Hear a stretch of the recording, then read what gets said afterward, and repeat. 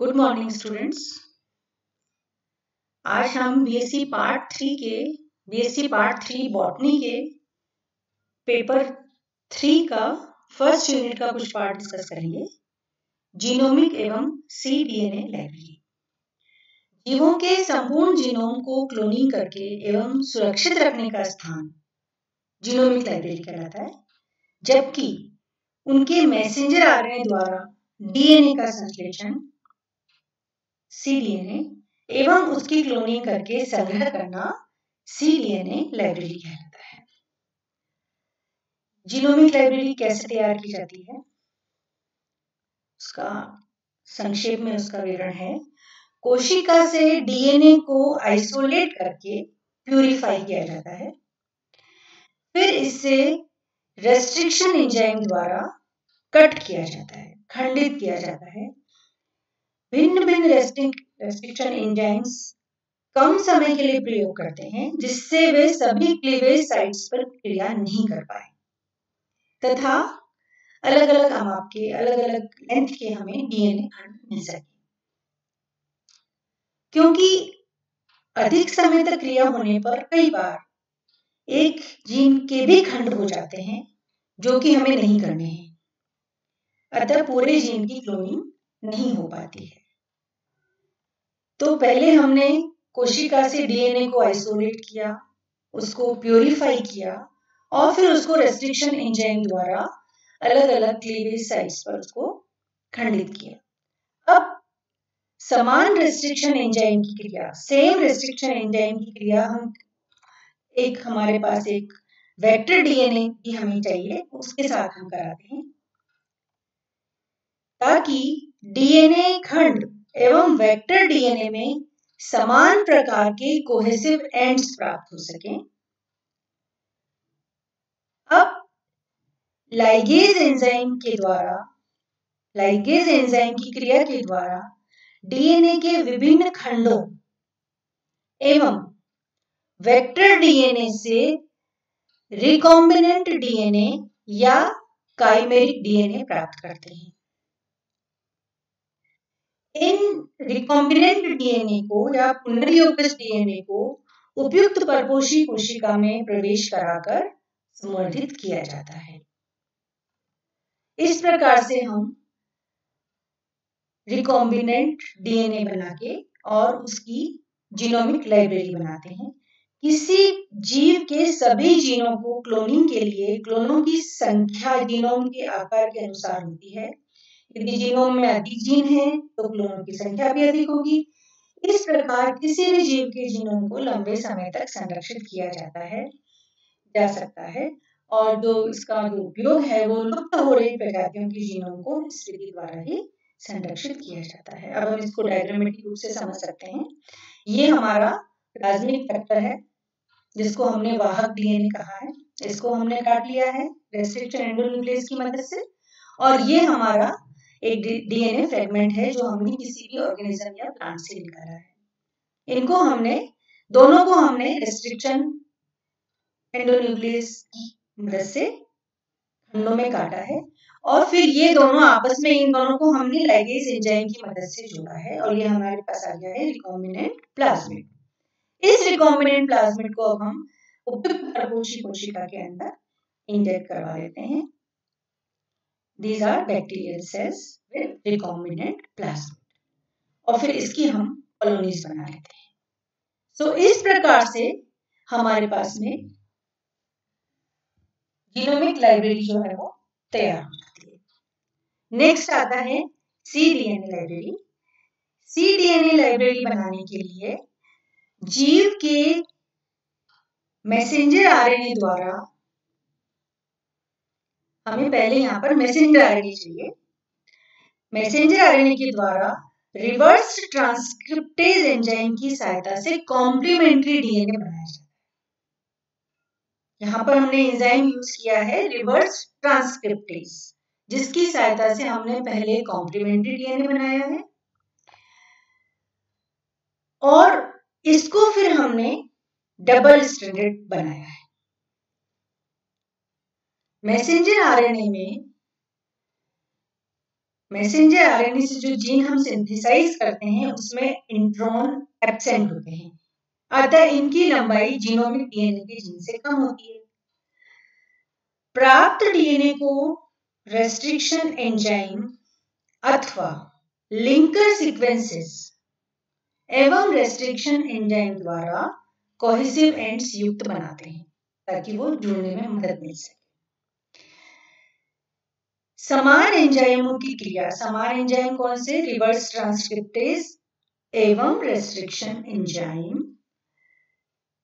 की क्रिया हम वेक्टर डीएनए से भी करवाते हैं और फिर इनको लाइगेज एंजाइम द्वारा जोड़ा जाता है।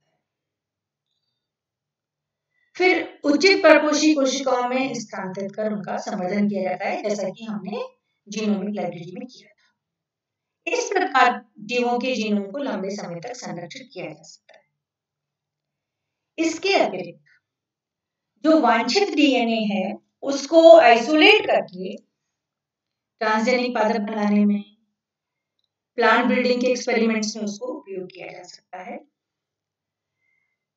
इसके लिए हमें जीनोम लाइब्रेरी से जो हमारे डिजायर्ड जीन युक्त जो कॉलोनीज हैं उनकी पहचान हम कॉलोनी हाइब्रिडाइजेशन टेक्निक से कर लेते हैं। ठीक है, इस टेक्निक में क्या करते हैं हम? इस टेक्निक में जो कॉलोनीज हैं उनको नाइट्रोसेलुलोज पेपर पर पहले हम ट्रांसफर कर देते हैं, फिर उनमें सेल्स की लाइसिस के बाद में डीएनए को एल्कली से क्रिया करवाकर जो डबल स्ट्रैंडेड डीएनए है उसको सिंगल स्ट्रैंडेड में बदल दिया जाता है और फिर जो डिजायर्ड डीएनए के जो प्रोब हैं उनसे हाइब्रिडेशन करवा के और जो अतिरिक्त प्रोब का वॉश कर देते हैं और हमारा जो डिजायर्ड जीन है वो हमारे पास डबल स्ट्रैंडेड हो जाता है, जिसकी पहचान ऑटो रेडियोग्राफी द्वारा कर ली जाती है। इसको हम इस प्रकार से समझ सकते हैं।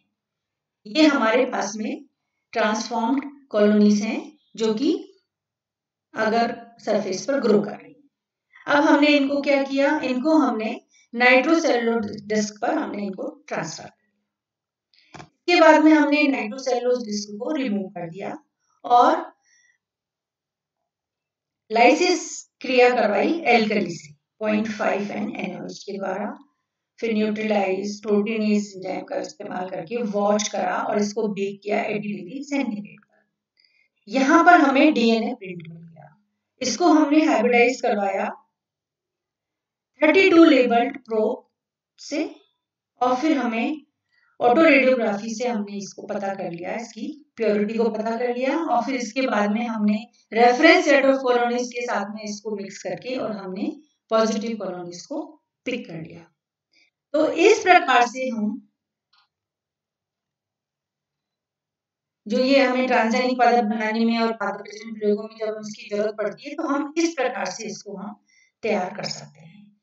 तो ये हमारा हो गया जीनोमिक और सीडीएनए लाइब्रेरी संक्षेप में। अब हमारे में अंतर क्या है दोनों में, सीडीएनए लाइब्रेरी और जीनोमिक लाइब्रेरी में? जीनोमिक लाइब्रेरी में हमें एक्सट्रैक्ट क्रोमोसोमल डीएनए चाहिए, जबकि सीडीएनए लाइब्रेरी में हमें एक्सट्रैक्ट मैसेंजर आरएनए चाहिए। Partial restriction digestion of chromosomal RNA, cDNA synthesis using reverse transcriptase enzyme. Here, insert each DNA fragment into vector और हमें recombinant DNA बनाना है। यहाँ पर भी यही है, insert each cDNA into vector और recombinant DNA बनाना है।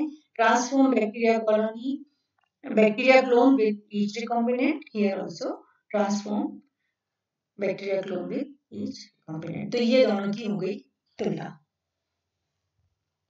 अब इसके बाद में हमें क्या क्या परेशानियां आती हैं जब हम सीडीएनए लाइब्रेरी और जीनोमिक लाइब्रेरी बनाते हैं।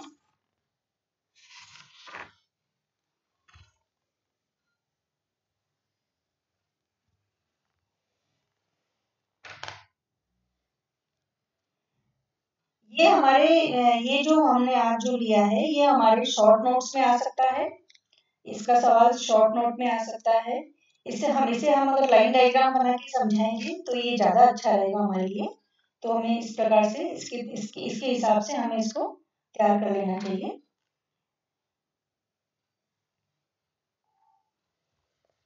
cDNA लाइब्रेरी के निर्माण में जो हमें बाधाएं आती हैं वो है कि जो मैसेंजर आरएनए का जो अणु है वो अपूर्ण प्रतिलोमी अनुलेखन रिवर्स ट्रांसक्रिप्टेज द्वारा किया जाता है, जिसकी वजह से मैसेंजर आरएनए का 5 एंड जो है वो cDNA में उपस्थित रहता है। cDNA एक रज्जु की खंड का अपूर्ण रेप्लिकेशन होता है, जिसके परिणाम स्वरूप cDNA में मैसेंजर आरएनए का 3' जो एंड है वो एब्सेंट होता है। ये कुछ हमारी को प्रॉब्लम्स आती हैं।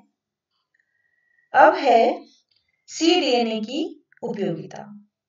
किसी प्रोकैरियोटिक कोशिका जैसे जीवाणु में यूकैरियोटिक जीनों की अभिव्यक्ति के लिए cDNA कॉपीज का उपयोग आवश्यक हो जाता है, क्योंकि प्रोकैरियोटिक कोशिकाओं के मैसेंजर आरएनए में से इंट्रॉन निष्कासन की व्यवस्था नहीं होती है, जबकि यूकैरियोटिक जीनों में इंट्रॉन मैसेंजर आरएनए के परिपक्व होते ही निष्कासित कर दिए जाते हैं। इस प्रकार अनेक प्रकार के जीनों जैसे इंटरफेरोन एवं रुधिर ब्लड क्लॉटिंग फैक्टर HC एवं अन्य कई प्रकार के मैसेंजर आरएनए की cDNA कॉपीज का क्लोनिंग एवं अभिव्यक्ति बैक्टीरिया में की गई है, वो हमें उसकी आवश्यकता होती है।